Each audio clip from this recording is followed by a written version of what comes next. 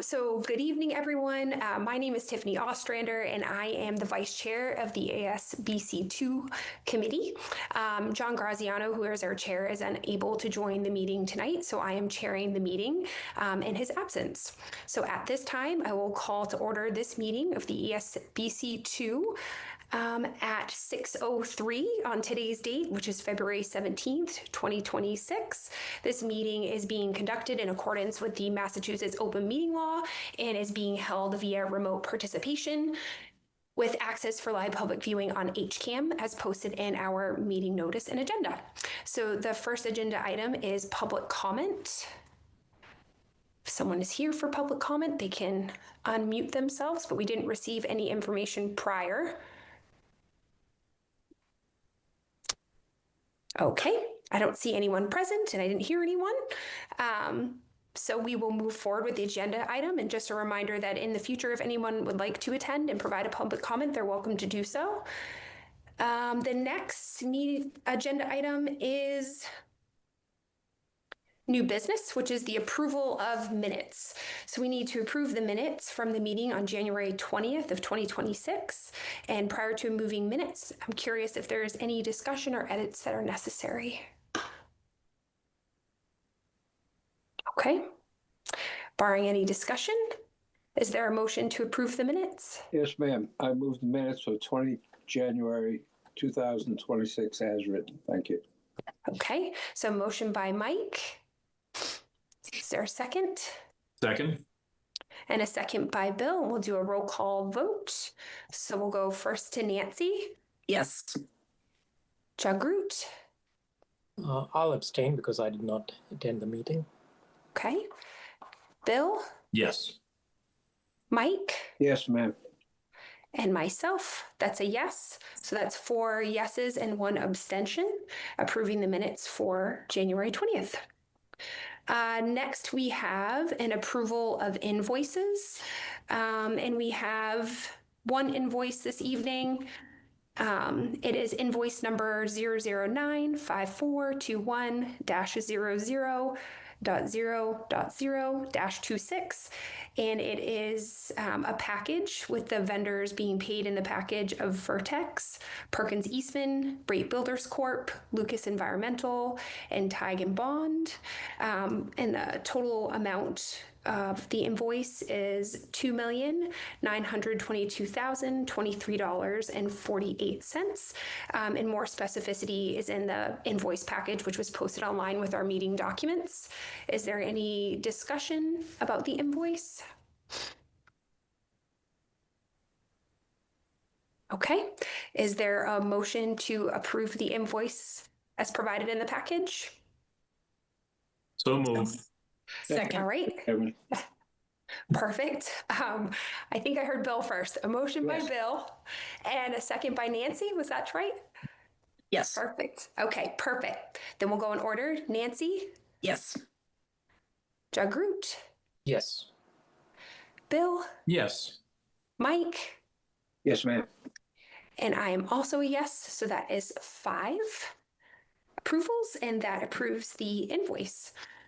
Next, we have an approval of the unit price for the PCO, and that's the builder unit cost, the price overages for the boulders, PCO number 22R2 and PCO number 29R1, and that would be a total cost of $223,650.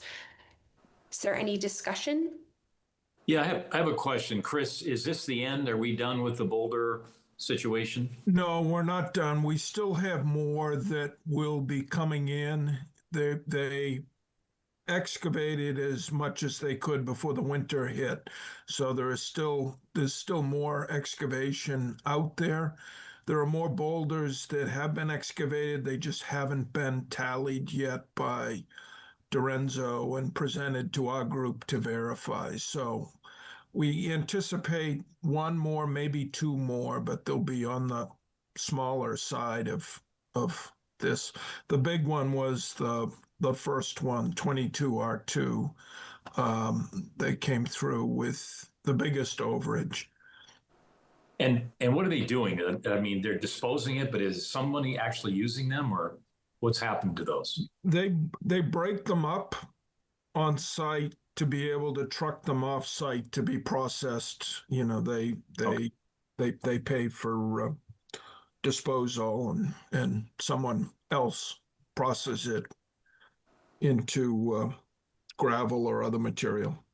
Great, thank you. You're welcome. Any other questions or comments? Okay. So we need a motion to approve PCO number 22R and PCO 29R1. So moved, Madam Chairman. All right, a motion by Mike. Is there a second? And Doug Root is a second, and we'll go again in roll call order. Nancy, Yes. Doug Root, yes. Bill, Yes, Mike, Yes, ma'am. and myself. That's 5 yeses, and we did approve that unit price. Okay, next, Chris, on the agenda is the building construction update. Sure, I'll take it from here. Thank you, Madam Chairman. I will attempt to share my screen.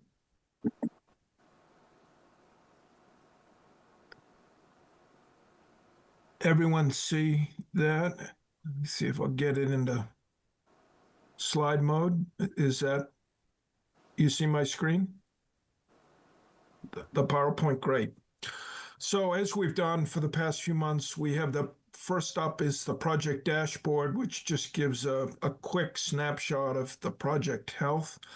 So you can see everything is in green. If there were items of concern, they would be yellow, and if there were any showstoppers, they'd be red. So right now, everything remains in the green. Safety, we've had 247 work days with no incidents, out there, no lost time, so that's good. We continue to stress upon Bray the importance of running a safe job site. In terms of schedule, we remain on schedule with substantial completion contractually for the October 2027, and final completion after that in December, and then ready for school in January. From a budget standpoint, the project remains on budget and no issues. Commitments to date, and this was in the VIP package, $121,353,024. So about 76.6% of the total project budget has been committed. And then of that, expenditures to date is $37,471,775. About 31% of the committed has been expended to date. In terms of quality, testing and inspection's been ongoing. We've had no issues. Non-conformance items that are brought up by the consultant team are being tracked and logged and resolved as we move forward with Bray.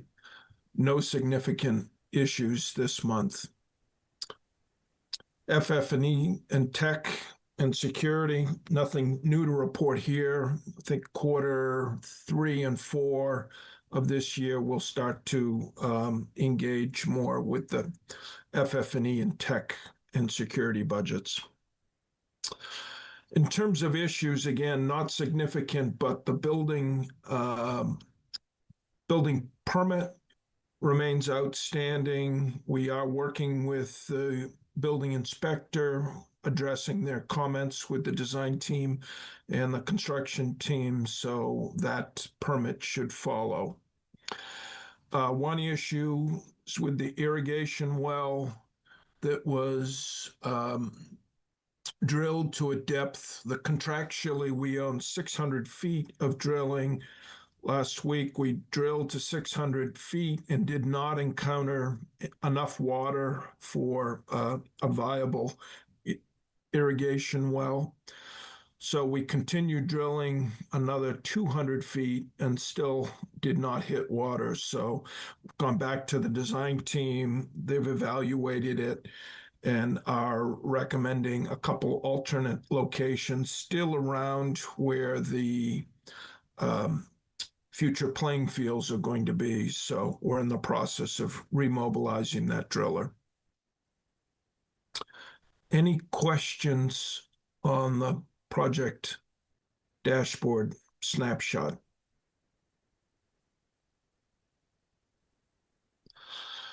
Moving on with just a high-level overview of where we are in the building. This is a diagram on the top, the concrete slab placements for Area A. So last month, Area A2 was placed, and A3, which is shown here on the right in green, was actually placed late Friday into Saturday, so that is now blue. Chris, nothing has moved on the screen. We're still on the dashboard. Okay, let me.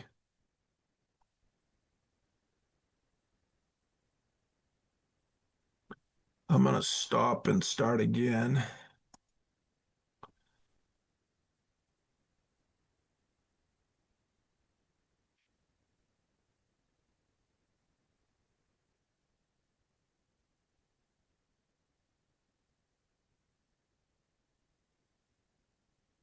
Anything yet?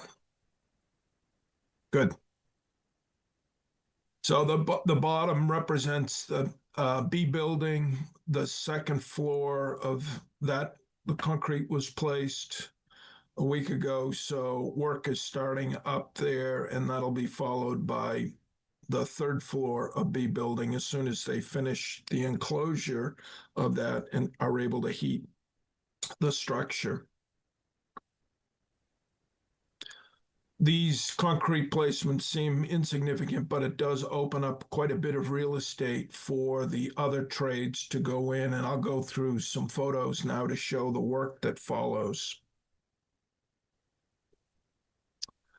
So since last month, activities, completion of the rough-in underground work to the electrical room on the first floor in Building A, seen here by the image on the right. Image on the left, I think we talked at a high level about the detention system #2 structures being in place, and now that has been backfilled almost entirely up to the grade level.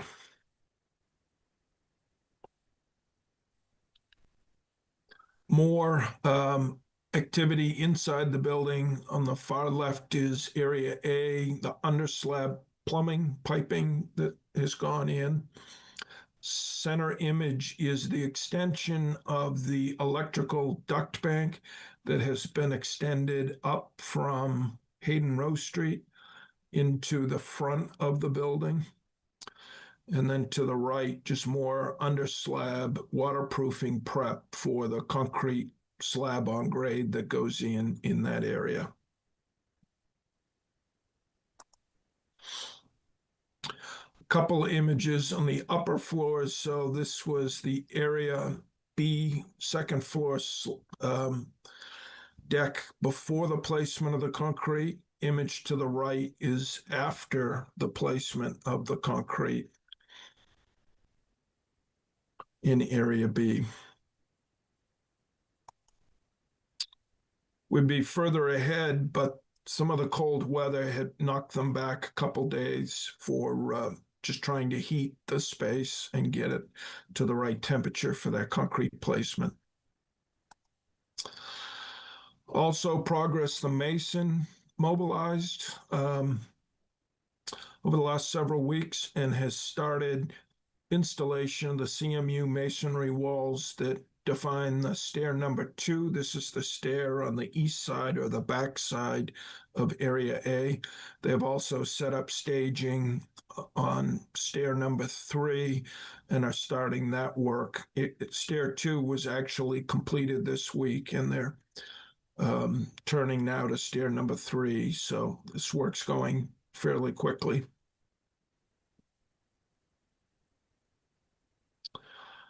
I mentioned the irrigation well drilling was completed and will be remobilized once the alternate location is set. Image to the right just shows the process for the framing, the exterior enclosure, the exterior envelope, and the sheathing that goes on that allows them to then heat the space to get the temperature of the structure up to be able to place the concrete slabs.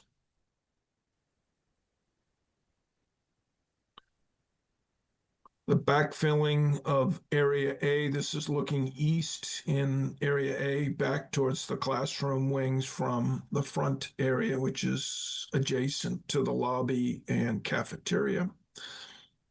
And then the image to the right is just the amount of HVAC ductwork already installed in place up on level A2 within the building. So as more concrete slabs are placed, more of this activity follows.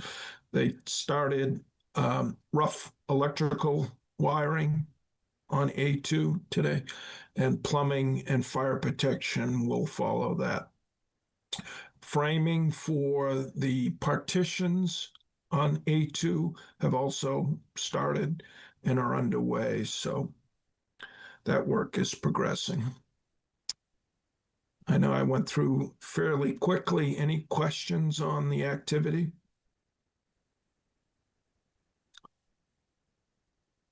Moving on, just a quick highlight of some of the schedule milestones that were reached. So I mentioned the concrete slab deck placement at B2, the drilling, the irrigation well, HVAC duct installation, masonry installation at stair 2, the mock-up curtain wall installation occurred, and then the duct bank, water and sewer utilities were extended towards the building.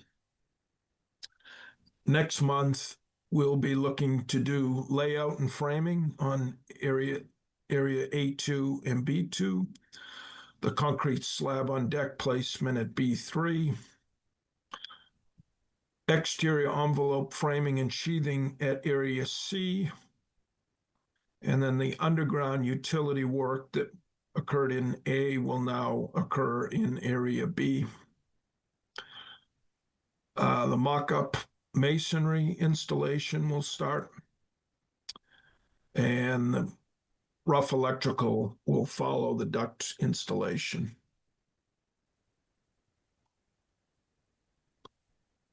In terms of change order updates, nothing new this month with tonight's approval of PCO 22R2 and 29R1. We'll combine that with a credit of $85,500 for going with MC Cable from the electrical subcontractor. We will pull together change order number 4 for approval and execution. Chris, is there a change request required for the alternate irrigation well? Don't know yet what is going to happen with that. I'm sure there'll be a remobilization cost. We do have unit costs from them as part of their contract, and that's what enabled us to at least release the extra 200 feet of drilling to try to hit water. So yeah, that will be a future PCO. Okay. Yeah, Chris, I would assume it's a full new well, second well. Right. Yeah. They completed the costs for the. They completed the, first. yeah, Yep. correct.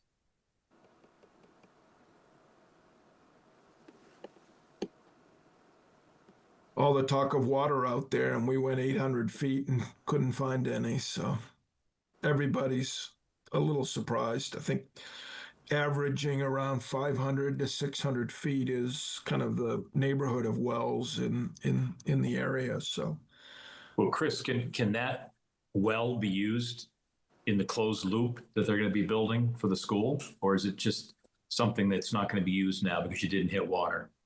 correct. It's not part of the geothermal Okay. looping. It's too far from that, and you know, wouldn't provide the same level of thermal conductivity. So unfortunately, it needs to be abandoned, and we'll start in a couple adjacent locations to see if we have better luck.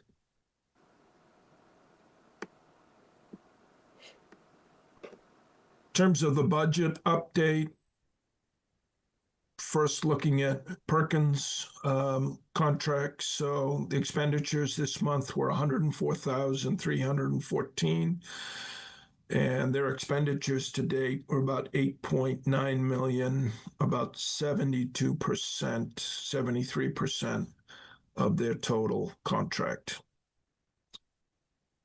expended to date. Our contract, again, this month, 106,198, and bringing our expenditures to about 1.8 million to date, or about 39% of our total 4.8 million contract. Braid's contract, again, with two change orders, is $102,323,974, and their billings less retainage to date is $26,091,588. So they're about 26% through in terms of billings, their contract value. No change to the Hayden Row street improvement. No new invoices yet. Again, we're gearing up in the spring for that work to hit this summer.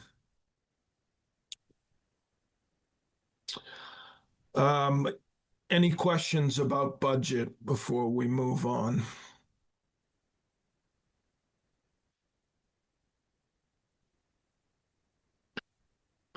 I can move on then. Tiffany, if it's acceptable to the last item, which is the Hayden Row street improvement update. We have one update here, which is we received proposals for the resident engineer to oversee that work during this summer's construction.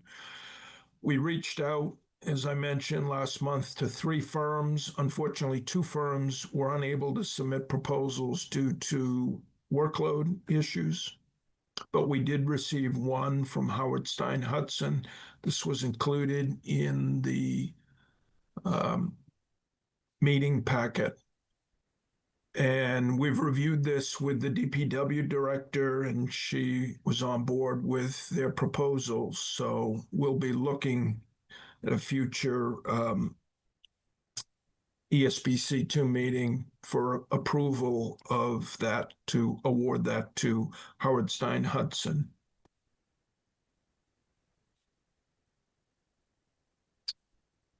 Any questions? Well, yeah, I guess since DPW's approved it, is there enough time to get another bid, or is this just not necessary? It just feels a little strange accepting the one bid that we've received. Yeah, I mean, it's entirely up to you. We could go out and try to find a 4th bidder that would be available. We do have the time. We have a month essentially before work commences out there. So, well, I'm just curious what everybody else thinks. I was a little curious to understand what the challenges with the RFP requirements were that it seems like one of the bidders had an issue with. Just trying to understand if that's going to be an issue just with the one bidder and if there's already some challenges with the RFP requirements. So Yeah, what they cited, and I didn't get anything in writing. I got a voicemail from Beta, and they basically, and it was more of a staffing issue. The RFP required the resident engineer to be a PE to be able to really oversee and know what work was going on. We wanted to avoid the potential of just throwing a summer intern out there that wouldn't really be adding value for the town. The whole goal of this is to make sure the work goes smoothly so that our DPW director doesn't get overwhelmed with issues that, they're staffed, they're short-staffed to be able to handle also. So the thought was to bring in someone with some experience. And I think one of the firms had that. The other just cited they were just too busy. So there are other civil engineers out there that we could go out to, Bill. So there's no issue. I think I would agree with Bill. Given the fact that we have time to go out and look, see if there's anybody else out there that might be interested, we probably should do it. It certainly can't hurt. No, and like I said, we do have the luxury. We did, jump on this early, so thinking that we would have 3. Yeah, I just think from a fiduciary standpoint, we'd probably all feel more comfortable having at least 2 bids. I completely agree. Thanks. I agree too. Yeah. I agree too. Great. And that was one of the reasons we didn't put it out as an approval tonight, to really get a sense of were there questions, A, and B, is there a desire to keep looking, which we can do. Okay. So it sounds like hopefully in future meetings, we'll have additional considerations for this part of the project. Yep. Okay. That's all we had scheduled under new business this evening. Was there anything else you wanted to share with us, Chris? No, that's it. Any questions? Again, I'll extend invitation to any and all members that want to come out and have a tour of the site. There's quite a lot of progress, and it's amazing to see what's happening out there. It's wild to Take think you we up on that, started on Chris. this building in 2021, and now to finally see the exterior envelope and the framing and the sheathing happening. Yeah. And we drove by there in the back with the kids, and we're like, you're gonna get to go to school here. Yes. And so exciting. people in the community haven't yet done this, and you're seeing our meeting someplace on Facebook or wherever we end up posted later on HCAM. I really do, the community should also be actively looking and watching the progress because it's really exciting. Yes. So people are doing that. Chris, did we talk about the water connection that's happening tomorrow too? We didn't with this group. Because of the well not being available, we've reached out to the DPW to see if it's possible to connect. There's a water service that comes in off O'Hayden Row to midway through the site. There's a hydrant set up. So the plan is temporarily to set up a meter on that so the contractor can draw water from that and be able to continue their operations, mostly just from masonry, until we get this well situation resolved. Mm-hmm. Well, Chris, I just want to say thank you for your very comprehensive but concise updates, because you covered a lot of ground in a half an hour, and I just really appreciate the work you put into that. Thank you. Thank you. Pleasure. Thanks. All right. So that's the end of the scheduled agenda. Is there a motion to adjourn? Yes. I make a motion to adjourn. Oh, actually, I'll Perfect. second after Mike. Perfect. All right. A motion by Mike, a second by Nancy, and we'll do one more roll call vote. Nancy, Yes. Jagroot, Yes. Bill, Yes. Mike, Yes, ma'am. and I am also a yes, and our meeting is officially adjourned at 6:32 p.m. Great. Thanks, everybody. Thank you. Thank you. Have a good evening. Great Good job. night.